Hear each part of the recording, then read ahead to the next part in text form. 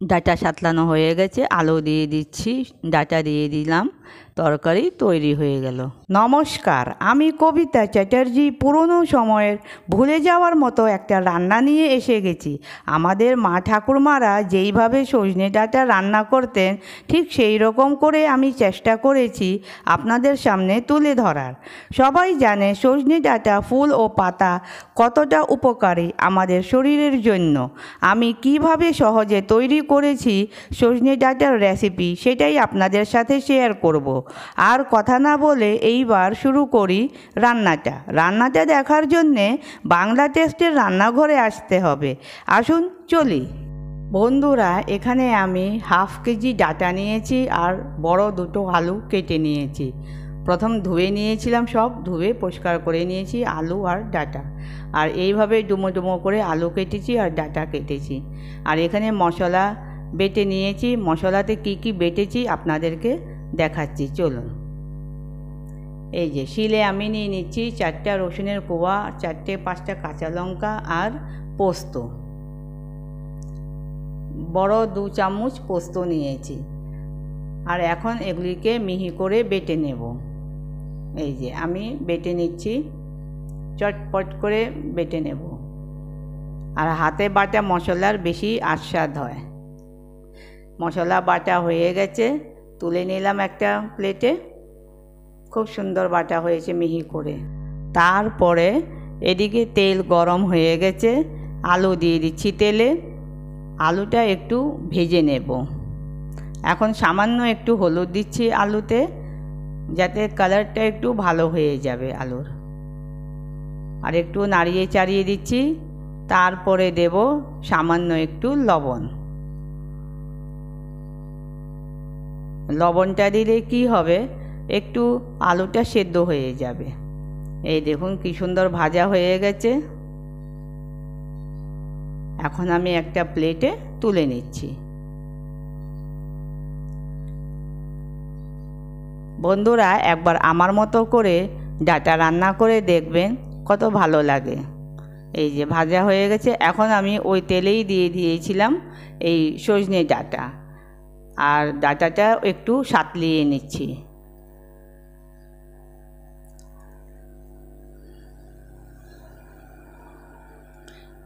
ফ্লেমটাকে হাই রাখিনি, মিডিয়াম থেকে একটু হাই রেখেছি। এই দেখুন সাঁতলানো হয়ে গেছে। আবার কড়াইতে তেল দিয়ে দিয়েছি আন্দাজ করে। এখন তেলটা গরম হয়ে যাওয়ার পর দিয়েছি 5 ফোড়ন। 5 ফোড়নটা একটু ভাজা হয়ে গেলে দিয়ে দিচ্ছি ওই যে বেটে রেখেছিলাম মশলাটা, সেটা।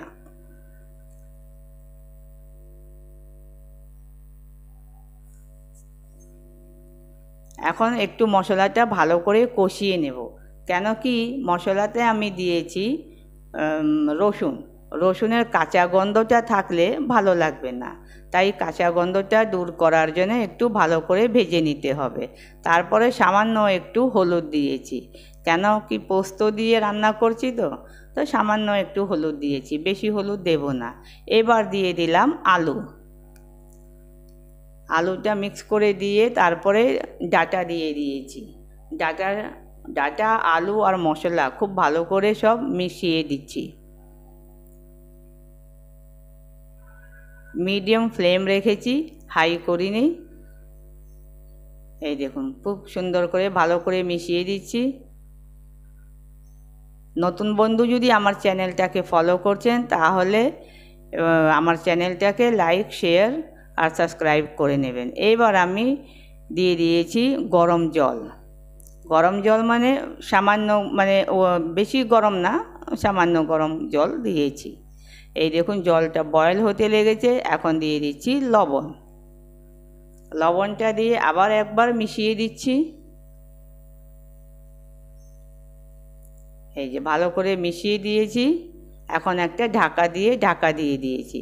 প্রায় 3-4 মিনিট পরে আমি ঢাকাটা খুলে দেখছি আলু আর সজনে এই দেখুন অনেকটাই সেদ্ধ হয়ে গেছে।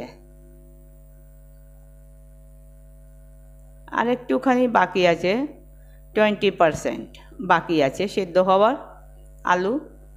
আবার একবার ঢাকা দিয়ে দেব। প্রায় 3 মিনিটের জন্য। 3 মিনিট পরে আমি আবার ঢাকাটাকে খুলে দেখছি, এই দেখুন খুব সুন্দর সেদ্ধ হয়ে গেছে, তৈরি হয়ে গেছে তরকারি। এখন একটা সিক্রেট জিনিস দেব, এই যে কাঁচা সর্ষের তেল অল্প একটু দিয়েছি, 1 চামচের মতো দিয়ে ভালো করে মিশিয়ে দিচ্ছি। এবার সার্ভ করে নেব। তরকারির রঙটা এত সুন্দর হয়েছে, দেখলেই খেতে ইচ্ছা হচ্ছে। আপনাদের ইচ্ছে হচ্ছে কি? এখন আমরা লাঞ্চে বসে এই তরকারিটা ভাত দিয়ে মেখে খাবো সবাই। এই তরকারির স্বাদ এত ভালো হয়েছে কি আপনাদেরকে কি বলবো, একবার খেলে বারে বারে খেতে ইচ্ছে করবে। খুব সুন্দর হয়েছে। আমার এই রেসিপিটা যদি ভালো লেগে থাকে তাহলে একটা লাইক, শেয়ার আর সাবস্ক্রাইব করার অনুরোধ রইল। আর নতুন বন্ধুদের কাছে একটা রিকোয়েস্ট, আমার চ্যানেলটাকে সাপোর্ট করে নিতে। যদি ওনারা চ্যানেলটাকে সাপোর্ট করে দেয় তাহলে ওনাদের কাছে নোটিফিকেশান অনেক তাড়াতাড়ি পৌঁছে যাবে আর ওনারা আমার রেসিপিটা প্রথম দেখতে পারবে। আর আপনারা এই যে রেসিপিটা দেখার পরে কমেন্ট করবেন। একটু কমেন্ট না করলে আমি তো বুঝতে পারবো না কি আপনাদেরকে কীরকম লাগলো। খারাপ হয়েছে তাও লিখবেন, ভালো হয়েছে তাও লিখবেন। আমি আবার আসছি তাড়াতাড়ি। সুস্থ থাকুন, হাসতে থাকুন। Bye bye.